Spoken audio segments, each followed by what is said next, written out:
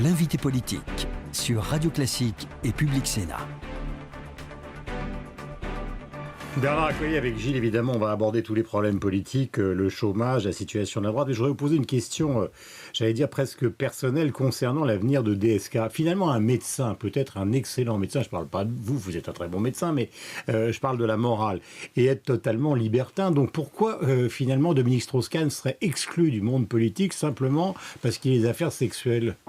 Bon, d'abord, ça, c'est l'affaire du Parti socialiste. Ensuite, je crois qu'il y a un minimum de décence à respecter après les affaires qui ont sali, disons-le, notre pays et qui ont empli les écrans des télévisions du monde entier il n'y a pas si longtemps. Donc, on peut être compétent si c'est on peut être ultra compétent, mais si c'est indécent, il faut s'effacer.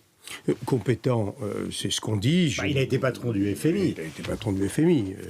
Et visiblement, hier, les parlementaires... Pardonnez-moi, après, je vais vous laisser répondre, mais c'est d'abord parce que visiblement, on a regardé ça avec Gilles, les parlementaires qui l'écoutaient hier, c'est parce que vous êtes un parlementaire chaudé, ils étaient tétanisés j'allais presque dire, de bonheur. Ils l'ont écouté en buvant du petit lait, ils prenaient des notes, enfin... Je n'ai pas écouté. Il y avait évidemment de la part du président communiste de la commission qu'il a écouté, de la mission qu'il a écoutée, une sorte de provocation pour expliquer aux socialistes qu'on pouvait également remontrer celui qu'il y a moins de 2 ans, ou un peu plus de 2 ans à peine, était encore le candidat quasiment déjà élu à la présidence de la République du Parti socialiste. Donc pour vous, il est encore en jeu, quoi.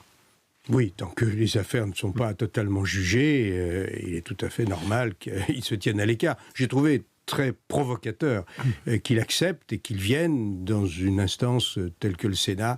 Enfin bref, chacun voit son histoire, l'image qu'il doit donner à sa façon. Président Accoyer, vous avez donné pas mal d'interviews sur la situation idéologique de la droite ces derniers temps. Est-ce que fondamentalement, si la stabilisation du chômage se retourne en baisse du chômage, est-ce que tout ça n'est pas une très mauvaise nouvelle pour la droite ? Je veux parler au plan politique, bien sûr, parce que c'est une bonne nouvelle pour le pays. La droite, oui, alors le pays. En réalité, il n'y a pas de baisse du chômage. Il y a malheureusement un maquillage des chiffres avec la multiplication des emplois aidés. On a appris hier qu'aux 540 000 qui sont d'ores et déjà annoncés, on va rajouter 10 000 emplois dans les lycées qui vont être recrutés d'urgence. Oui, c'est payant, ça, ouais. Tout cela est tout simplement destiné à améliorer les chiffres. Vous nous diriez ce matin qu'ils trichent, en fait. On maquille les chiffres pour donner le sentiment que la hausse du chômage s'arrête. Nous en sommes tous désolés, mais malheureusement, compte tenu que la France est dans une crise structurelle qui exige des réformes de fond qui ne sont pas encore engagées, hélas, eh bien le chômage continue de s'aggraver. Gilles Leclerc, nous sommes en direct avec Bernard Accoyer sur Public Sénat et Radio Classique. Juste pour bien comprendre, Bernard Accoyer, vous contestez ces chiffres connus hier soir ? Je conteste pas les chiffres, je dis qu'il y a à l'évidence une stratégie qui consiste à dire, comme le répète à l'envi le président de la République, que d'ici la fin de l'année, les chiffres du chômage s'infléchiront.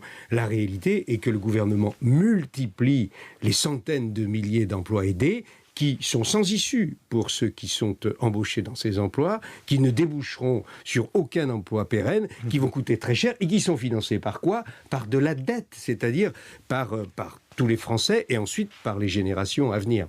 À propos du climat politique, les affaires Tapie, les révélations de M. Takedine hier, toutes les affaires dont on parle aujourd'hui, vous avez été lundi matin un des leaders de l'UMP à dire attention, en cas de duel Front National UMP, ça ne sera pas toujours l'UMP qui va gagner. Ça vous a d'ailleurs été un peu reproché dans votre famille. Vous êtes très inquiet de la situation politique. J'ai dit qu'il fallait être lucide et quand dans 2 élections législatives partielles successives, l'écart entre les 2 candidats, l'un de l'extrême droite, l'autre de l'UMP, est resserré, il faut envisager l'hypothèse qu'un jour la droite, l'UMP, puisse perdre. Et dans ces conditions, il faut que notre discours soit suffisamment convaincant, suffisamment Vous trouvez clair, qu'il ne l'est pas aujourd'hui pour que les Français soient convaincus. Et en particulier, ceux qui aujourd'hui considèrent que pendant 10 ans, la droite et le centre n'ont finalement pas apporté les bonnes réponses, en tout cas suffisamment bonnes, et puisque les élections ont été perdues par la droite et le centre, que ce soit la présidentielle ou législative, et que maintenant la gauche montre l'échec de ce qu'elle avait pourtant annoncé comme une solution miracle. Donc vous dites que votre famille est encore très convalescente aujourd'hui, c'est ce que vous dites. Je pense que l'UMP s'est remis au travail, que petit à petit, nous nous remettons dans des conditions pour faire un travail de réflexion, un travail politique pour préparer un projet, des propositions convaincantes, mais il faut beaucoup d'audace, parce qu'on voit bien que les Français sont en plein doute. Mais est-ce que la réorganisation des idées ne passe pas d'abord et avant tout par la réorganisation des hommes? Parce qu'en fait, vous savez que il est là le flou.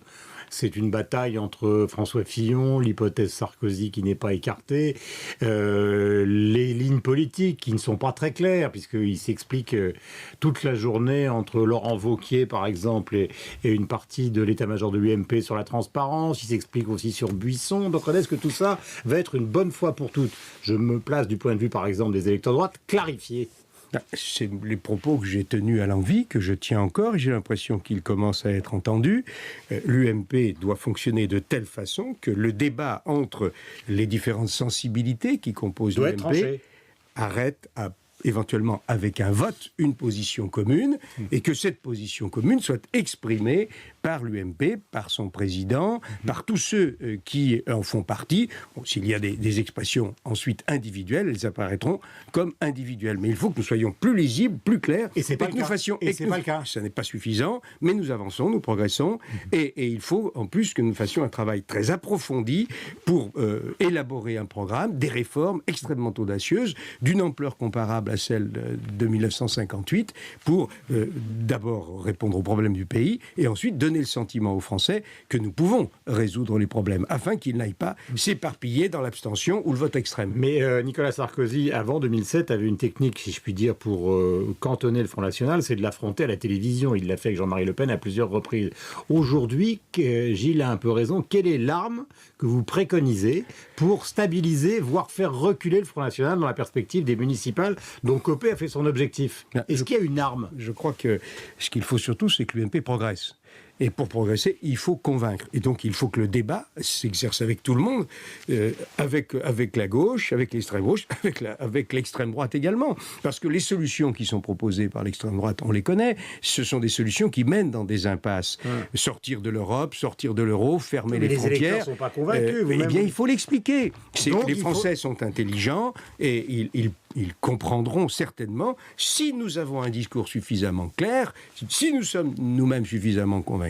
En tout cas, c'est ça la politique. Convaincre avec des idées qui soient claires et qui donnent des solutions. Nous sommes en direct, Gilles Leclerc. Question. Bernard Accoyer, vous êtes l'ancien président de l'Assemblée nationale. Mardi soir, il y a un amendement qui a été voté en commission des lois qui prévoit de limiter à 3 le nombre de mandats pour un parlementaire, en l'occurrence un député. Est-ce que vous trouvez que c'est une bonne idée ou pas? Donc personnellement, je pense que le juge suprême des élections, c'est l'électeur. Et brusquement limité à 3 l'exercice des mandats me paraît quelque chose d'un peu expéditif. Et en tout état de cause, si on commence à aller dans la direction que je peux partager, qui est celle notamment de la question du cumul de fonctions, ou bien de la limitation dans le temps des mandats, en tout état de cause, il faut d'abord réduire de façon drastique le nombre des parlementaires, le nombre des élus locaux, parce que nous rentrerions dans un autre système. Et donc la gauche écarte complètement cette hypothèse, après l'avoir légèrement laissé entrevoir, mais les vraies réformes, les réformes de fond, ce sont des réformes profondes, et pour être convaincantes, ça n'est pas en coupant en petits morceaux un nombre excessif d'élus que l'on va convaincre les Français, non, c'est par une réforme beaucoup plus profonde. Et sur la transparence, le projet aboutit tel qu'il est aujourd'hui. Vous trouvez que... Mais sur la transparence, en réalité, de quoi s'agit-il ? Il s'agit d'essayer de détourner l'attention des Français de l'affaire Cahuzac. Je dois dire que l'opération a relativement bien réussi. Mais la vérité est qu'il y avait déjà beaucoup de choses qui avaient été faites et qu'il eût été beaucoup plus efficace de les poursuivre. Nous avions mis en place un déontologue. Il aurait très bien pu aller beaucoup plus loin, notamment dans les procédures de contrôle des déclarations, de contrôle des situations potentielles de conflit d'intérêts. Tout cela, nous l'avions prévu. Je l'avais mis en place lorsque je présidais l'Assemblée nationale. On l'a enlevé d'un revers de main. On repart à zéro. C'est ça qui est aussi préoccupant en France. C'est-à-dire que, et en particulier ce gouvernement, il efface tout ce qui a été fait et il repart. C'est du temps perdu. L'intérêt général, c'est aussi de s'appuyer sur ce qui a été fait avant.